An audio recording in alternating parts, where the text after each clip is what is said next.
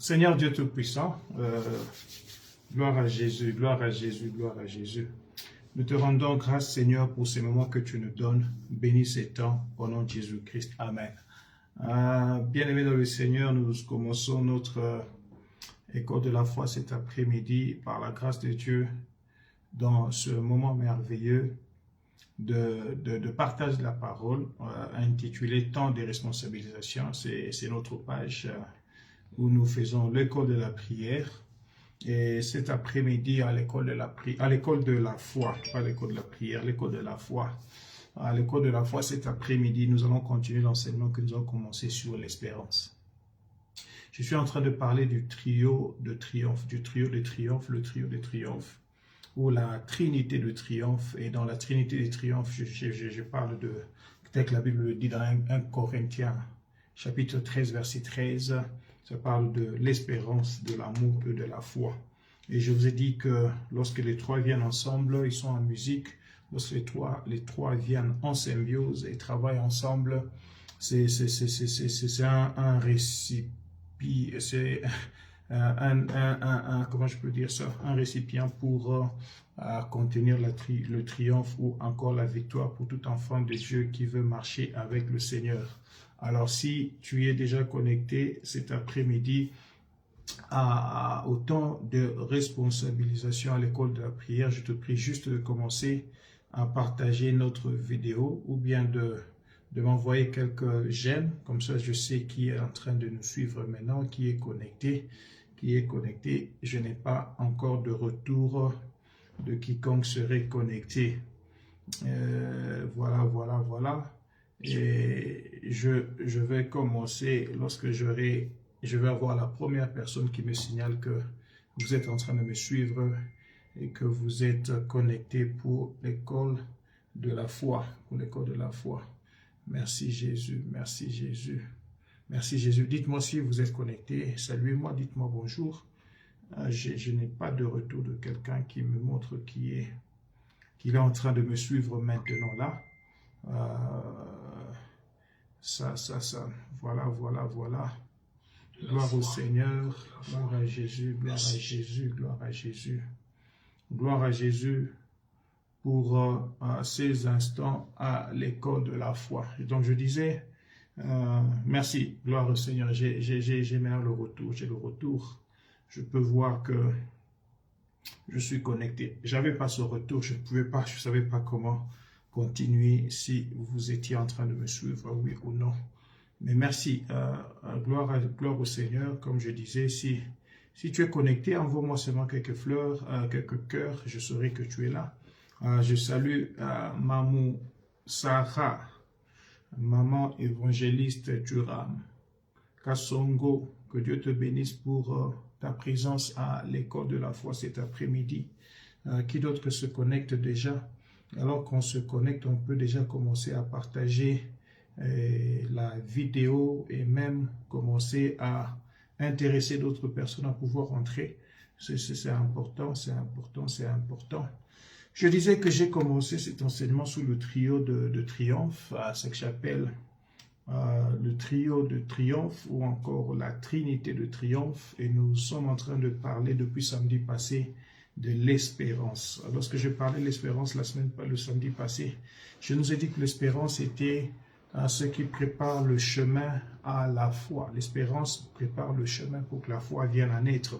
L'espérance, nous avons vu ensemble que sans espérance, la foi est paralysée. Sans espérance, la foi est sans force pour marcher. Sans espérance, la foi est même impotente, c'est-à-dire la foi est sans force. La foi coule donc de l'espérance afin de pouvoir générer des résultats. C'est important pour tout enfant de Dieu de pouvoir garder l'espérance.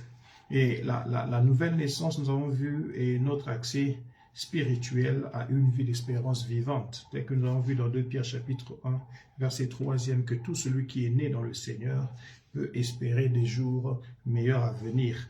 1 Pierre chapitre 3, au chapitre 3e, verset 1, nous montre même que tout ce qui contribue à la vie et à la piété nous sont actuellement donnés lorsque nous sommes enfants de Dieu, enfants de Dieu, enfants de Dieu. Je disais 2 Pierre chapitre 1 verset 3.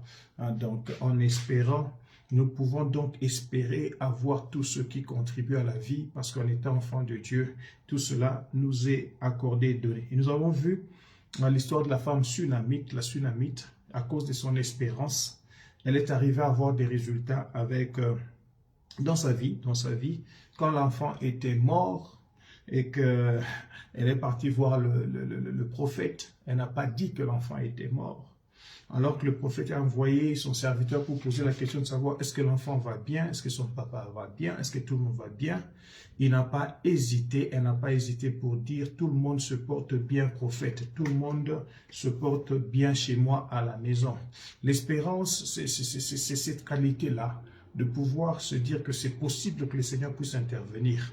Mais il est maintenant important que la foi puisse venir à naître, pour que la foi puisse venir produire le résultat. Et donc voilà, je voudrais cet après-midi, par la grâce du Seigneur, vous parler de quelques vérités importantes, ou encore quelques principes importants sur l'espérance et la foi, Je vais vous parler de quelques vérités importantes ou encore de quelques principes importants sur l'espérance et sur la foi. Premièrement, nous allons noter cela. Premièrement, écoutez ce que je veux dire ici. Je vais prendre un moment pour bâtir cette vérité que je veux vous dire. Je voudrais dire à quelqu'un ici que la parole de Dieu, elle est essentiellement conçue pour activer ou pour encore remuer l'espérance de tout enfant de Dieu. C'est-à-dire celui qui lit la parole de Dieu a la possibilité de pouvoir voir son espérance être activée. Quand je parle de l'espérance être activée, c'est-à-dire quand je lis la parole de Dieu vient générer, vient produire de l'espérance en moi. Quand je lis dans la Bible qu'il y a eu des gens qui étaient malades, jusqu'à 38 ans de maladie, et qui ont rencontré Christ en un jour, ils ont été guéris, cela va me dire que si moi je suis malade pour 2 jours, je suis malade pour 2 ans, je suis malade pour 5 ans, c'est qu'il y a possibilité aussi que moi je sois guéri. Donc, la parole de Dieu vient générer l'espérance en me disant à moi, et je peux me dire, donc ceci est aussi possible pour moi. Si le Seigneur a guéri quelqu'un qui était malade pendant 12 ans, s'il a redressé le dos d'une dame qui était courbée pendant 12 ou 18 ans, si mon dos est courbé après 1 année, parce que les médecins ont dit que j'ai eu une maladie qu'on appelle mal de Pott, je peux croire que Jésus est capable de redresser ce dos parce qu'il a fait à une personne qui avait ce même problème pendant 4 ans, pendant 10 ans, pendant 15 ans, pendant 20 ans. Donc, l'espérance vient générer, la parole de Dieu vient générer l'espérance. Et la foi maintenant, lorsqu'elle s'ensuit, bien sûr, elle va amener la réalisation de ce fait qu'on a espéré. Donc, la parole de Dieu génère l'espérance et la foi, lorsqu'elle s'ensuit, elle vient produire le résultat de la chose espérée, la chose désirée. Elle vient amener la réalisation de ce fait. Donc, je voudrais dire à quelqu'un ici, la connaissance de la parole de Dieu n'est pas égale à la foi. Connaître la parole de Dieu ne veut pas dire avoir la foi. J'insiste très bien. Connaître la parole de Dieu ne veut pas dire avoir la foi. La connaissance de la parole de Dieu prépare la place à la foi qui va naître. Oh, est-ce que je dois répéter cela? Connaître la parole de Dieu ne veut pas dire avoir la foi. Mais par contre, connaître la parole de Dieu prépare la place pour que la foi vienne à naître. Romains chapitre 10, verset 17 dit, la foi vient de ce qu'on entend. Et ce qu'on entend vient de la parole de Christ. Donc, comme je vous avais expliqué dès le départ, le verbe entendre ici ne veut pas dire écouter. On écoute avec l'oreille ou les oreilles, mais on entend avec le cœur. Entendre veut dire écouter d'abord et puis se mettre d'accord avec ce qu'on a écouté. Donc entendre, c'est beaucoup plus profond qu'écouter. L'entente est beaucoup plus profonde que l'écoute. La foi vient de ce qu'on entend, c'est-à-dire il faudrait que j'ai écouté la parole et que je me sois mis d'accord avec cette parole. Quand je me mets d'accord avec la parole devient une révélation pour moi. Elle devient un réma pour moi. Donc la connaissance à elle-même ne produit pas la foi. D'ailleurs, pour vous faire comprendre cela simplement, tout ce que je connais, je ne suis pas d'accord avec cela. Je connais beaucoup de choses sur l'univers, je connais beaucoup de choses dans la science, mais je ne suis pas forcément d'accord avec tout ce que je connais. Mais lorsque la connaissance vient à s'accorder avec mon accord ou mon entente, et surtout par la sagesse divine, cela produit ce qu'on appelle la révélation, qui devient la lumière qui éclaire afin que je puisse courir pour avoir le résultat dont j'ai besoin. Donc maintenant là, parce que la connaissance de la parole était là et que j'y ai apporté l'accord par la compréhension de cette parole, ça suscite maintenant une révélation que je catch, que j'attrape, que je dis, oh, je comprends maintenant, Réma, c'est ça le Réma. Et ce Réma-là produit maintenant la foi. Ce Réma-là, ça devient la lumière qui éclaire le chemin là où je veux partir. C'est comme la parole de Dieu comme connaissance, c'est comme l'ampoule. Et la révélation, c'est la lumière. Donc, pour avoir la révélation, pour avoir la lumière, tu as besoin de cette ampoule dans la maison. Mais pour avoir cette lumière dans la maison, alors que l'ampoule est là, tu as besoin de l'interrupteur. Il faut trouver l'interrupteur et le correct pour aller allumer la lampe qui va éclairer la maison pour que tu aies la lumière et que tu commences à agir. Donc c'est important que nous puissions comprendre, j'insiste encore, la connaissance de la parole de Dieu n'est pas égale à la foi. La connaissance de la parole de Dieu est une plateforme qui donne actuellement la place à la naissance de la foi, parce que la foi vient de ce qu'on entend. Alléluia. Donc la première vérité importante est que la parole de Dieu génère l'espérance, et l'espérance donne la place à la foi pour que la foi naisse. Et lorsque la foi va naître, il y aura réalisation du fait qu'on a espéré et le résultat est donné. Deuxième vérité,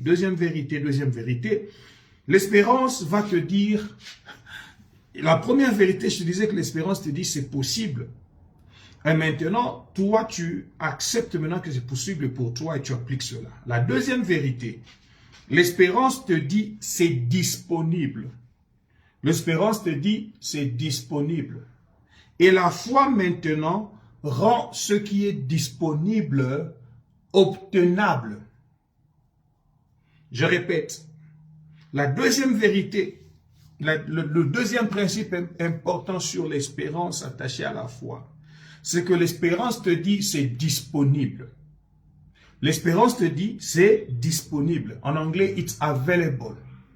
Mais maintenant, la foi te dit c'est obtenable. La foi prend ce qui est disponible et rend cela obtenable, ou encore procurable, ou encore trouvable, ou encore recevable. Alléluia. Donc la foi vient transformer le disponible en obtenable. C'est comme quelqu'un qui dit, j'ai besoin d'acheter ce petit appareil. Ce petit appareil, je dois le commander ou je dois commander cela, par exemple, à la maison Apple.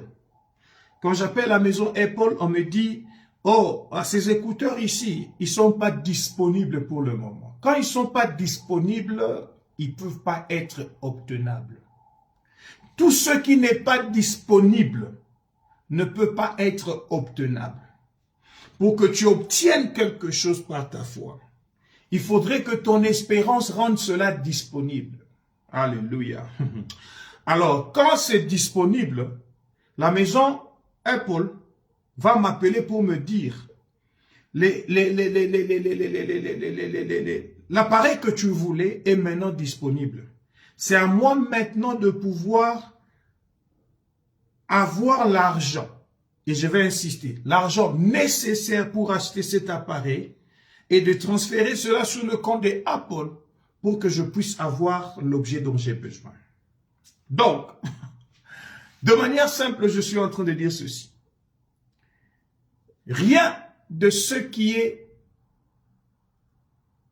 disponible. Ok, non, laissez-moi rephraser cela. Tout ce qui est obtenable doit d'abord être disponible. Parce que tu ne peux pas obtenir ce qui n'est pas disposé. Alors, deuxièmement, il faudrait que ton espérance puisse exister et te dise que c'est disponible la chose que tu cherches. Pour que ta foi vienne à matcher la valeur de la chose que tu cherches auprès de Dieu, pour que le disponible devienne obtenable, le disponible devienne procurable. Si maintenant ceci coûte 100 $ et que moi je n'ai que 50 $ et que je dis à Apple, j'ai 50 $ pour l'appareil qui coûtait 100 $. Apple va me dire, tu peux déposer tes 50 $ dans notre compte. Et lorsque tu auras les prochains 50 $, tu les déposes. Quand on aura les 100 $ qui représentent la valeur de l'appareil qui est disponible, alors nous allons te livrer ce dont tu as besoin. La foi devient l'agent livreur de la chose que tu cherches à la valeur que tu as payée pour ce qui était disponible. Je voudrais rendre cela encore plus simple. La foi va transformer le disponible qui n'est pas encore à toi. C'est disponible mais qui n'est pas encore à toi. C'est entre les mains de Dieu encore. La foi va transformer le disponible, pas encore, entre tes mains. Il va transformer cela à obtenable pour que cela vienne entre tes mains. Et comment ça se fait? Par l'échange de ces transactions qu'on appelle la foi. Alléluia. Donc, si tu es en train de me suivre maintenant par rapport à ces enseignements et tu me dis, pasteur, j'ai besoin d'un enfant. Mon médecin m'a dit, je ne peux pas concevoir. Parce que après les examens qu'ils ont faits, ils ont dit que mon utérus n'est pas capable de porter un enfant. Alors moi, je vais te poser une question. Crois-tu qu'il y a des enfants disponibles pour toi entre les mains de Dieu?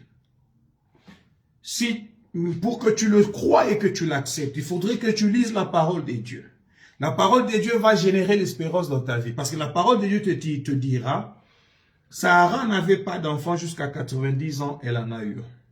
Rebecca n'avait pas d'enfant, son mari a pris, elle a eu des enfants. Je ne sais pas. Élisabeth n'avait pas des enfants.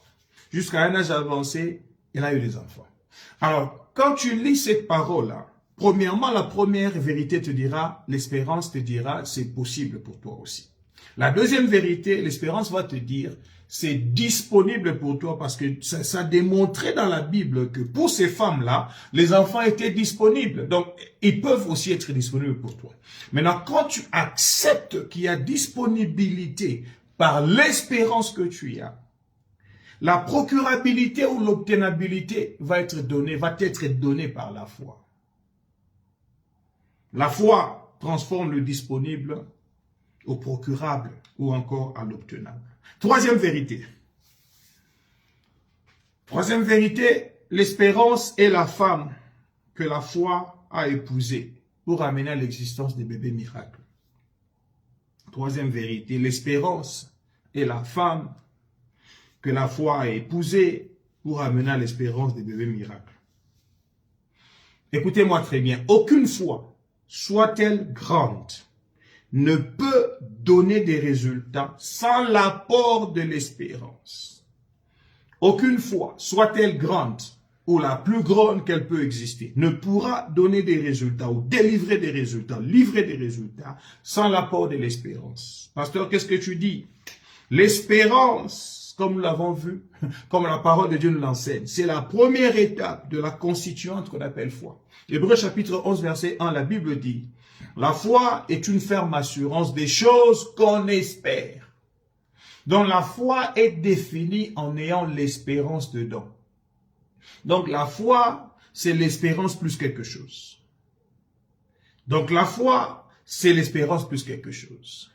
Donc la foi, c'est l'espérance plus quelque chose. La foi, la Bible dit, c'est une ferme assurance des choses qu'on espère. À l'espérance, il faut ajouter une fermeté de l'assurance.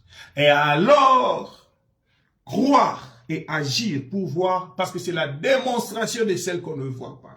Pour démontrer les choses invisibles afin de les amener visibles.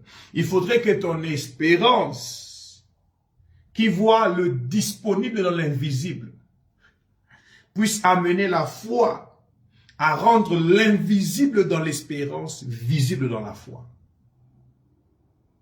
Donc, tu ne peux pas avoir ce que tu n'as jamais espéré. Ce que tu n'as jamais vu, tu ne peux pas le procurer. Et voir cela, tu le vois d'abord dans ton imagination par l'espérance.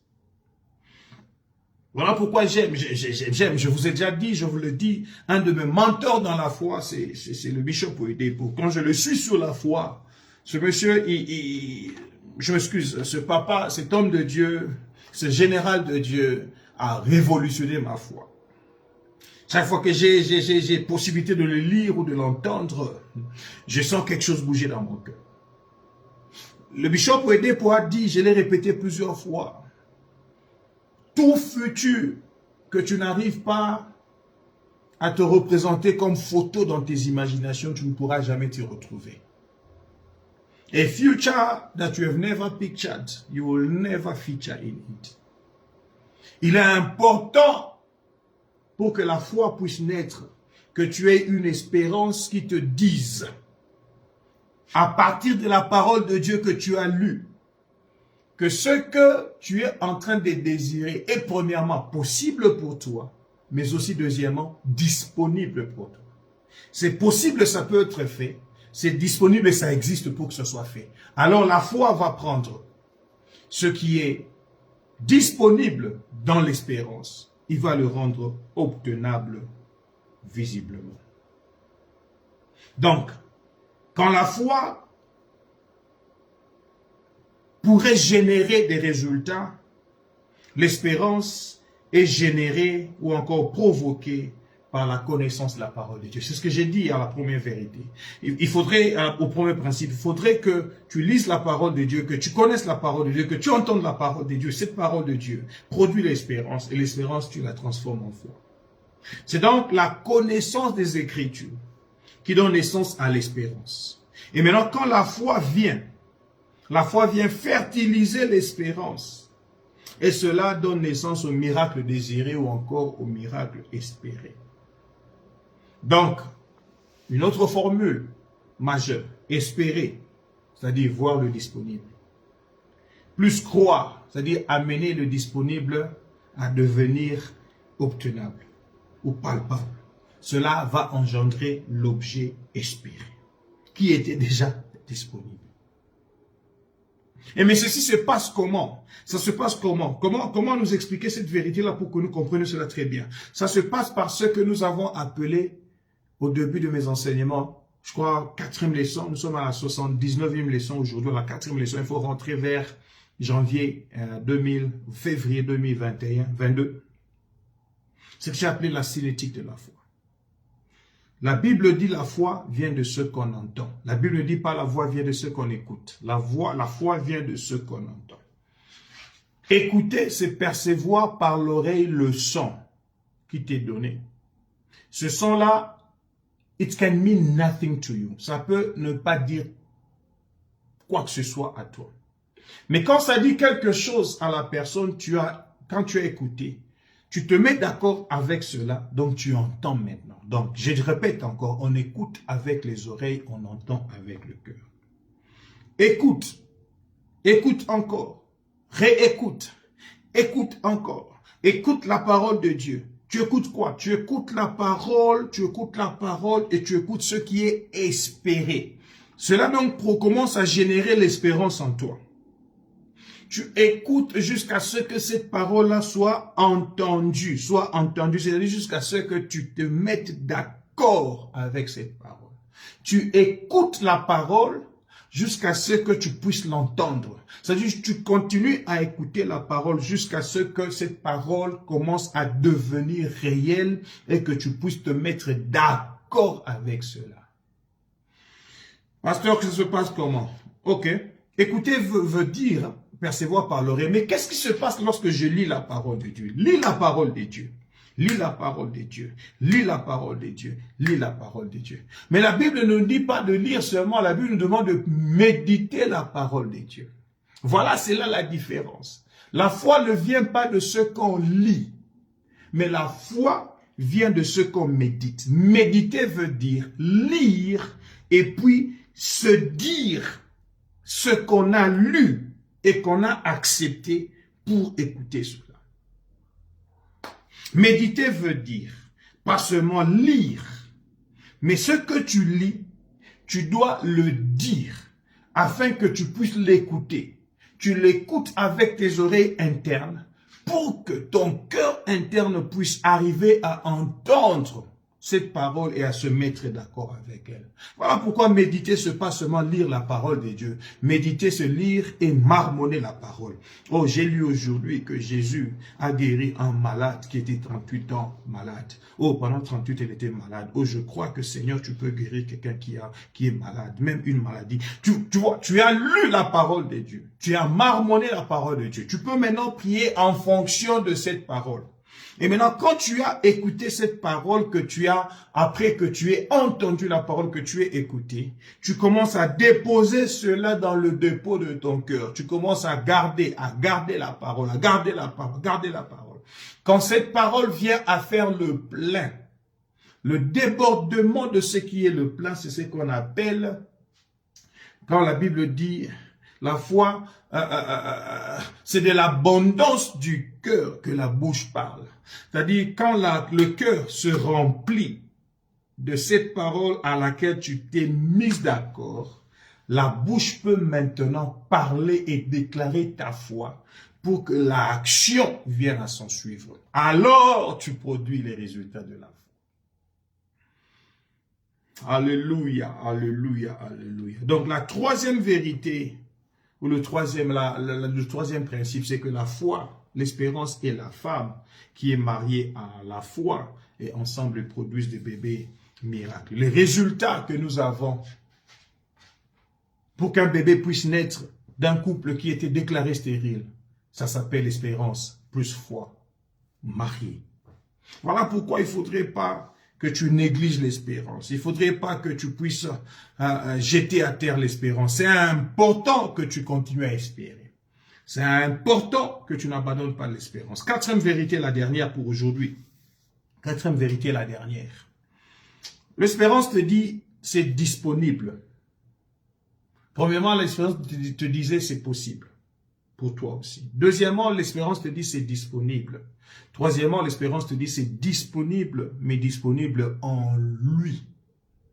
C'est disponible, mais disponible en lui, c'est-à-dire en Christ. La foi te dit, ne regarde pas à la situation, mais regarde à lui, c'est-à-dire à Christ. Et fais tout ce qu'il te dira de faire. L'espérance te dit, c'est disponible, mais c'est disponible seulement en lui. C'est-à-dire, quand tu as l'espérance, ton espérance est basée et générée par la parole de Dieu. Et la parole de Dieu te présente Dieu. La parole de Dieu t'amène à produire la foi. Et tu entends la parole de Dieu, tu lis la parole de Dieu, tu écoutes la parole de Dieu, tu fais tout ce que tu veux de la parole de Dieu pour que cette parole puisse produire la foi. Mais la foi que la parole de Dieu produit te dit, ne regarde pas la situation qui est dans ta vie maintenant, regarde plutôt à lui et fais tout ce qu'il te dira. C'est-à-dire quoi? Dans Jean chapitre 2, l'histoire du vin qui est transformé, de l'eau qui est transformée en vin à la fête, aux noces de Cana. La Bible dit que le vin ayant manqué, la mère de Jésus va dire, Jean chapitre 2 verset 3, ils n'ont plus de vin, il va dire à Jésus, Jésus lui répondit, femme, qu'y a-t-il entre moi et toi? Mon heure n'est pas encore venue. C'est-à-dire, Jésus était en train de dire à la femme, à Marie, quand mon heure viendra, je le ferai. C'est ça la lecture qu'il fallait que quelqu'un de foi puisse avoir. Jésus ne s'oppose pas à faire quelque chose pour les gens de la fête. Il ne s'oppose pas à dire, je ne vais pas leur donner du vin. Non, Jésus n'a pas dit ça. Jésus dit à Marie, mais quel est ton problème? Moi, mon heure n'est pas encore arrivée. C'est-à-dire, quand mon heure sera arrivée, je ferai ce que tu veux. Alors, Marie étant spirituelle, Marie va aller voir les serviteurs. Écoutez, verset 5, Jean chapitre 2, verset 5, Marie dit aux serviteurs, faites tout ce qu'il vous dira. Faites tout ce qu'il vous dira. Maintenant, écoutez, l'énoncé de ma vérité ici, du principe ici. L'espérance te montre la disponibilité en Christ. L'espérance t'oriente même à la source. L'espérance te dit la source, c'est Christ.